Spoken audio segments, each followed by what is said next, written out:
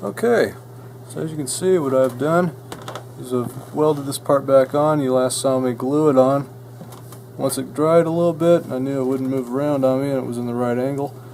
I took a welding rod and the soldering iron and I just melted it and first I made a ridge between the two connections. Once I made that ridge, I just started melting plastic, welding rod, green plastic, right into that ridge. Got it nice and solid.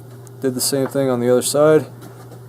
Once I did that, once I knew I had the seams done, I just started globbing it in, making a nice solid foundation on each side of it, and trying to just reinforce it as much as I could. And as you can see, that's nice and solid now. That's almost like it was before it broke. Did the same thing on the other side, the exact same thing. Of course, made sure that this part and that part are in now, because there were similar parts that broke in the exact same places. And remember, you take the soldering iron, you carefully melt a ridge between the 2 points where you glued it in. Once you glue it in, you take that welding rod, you lay it right over, and I just lay the rod in the same direction of the crack. And then I take the soldering iron and just like soldering, you just kind of melt it in and play around with it, and just be careful not to bend it. If you bend it, then you gotta start over, but just take your time, be gentle with it, and you work both sides. And once you've got both seams done, then you just go ahead and reinforce it with all the welding rod you can. And as you can see, that one looks good and strong too. That one's not going to go anywhere. Then last but not least, we had this huge part in the back that broke. You can tell this machine took quite a beating when it landed and got broken. But this part was a little more tricky. We had first the plastic had deformed quite a bit from being mangled so badly. So I found out where it would fit. Took some super glue, glued it in place.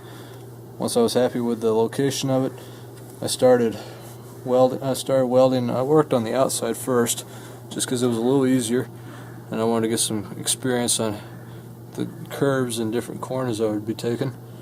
Got it nice ridge, melted, then started working with the welding rod.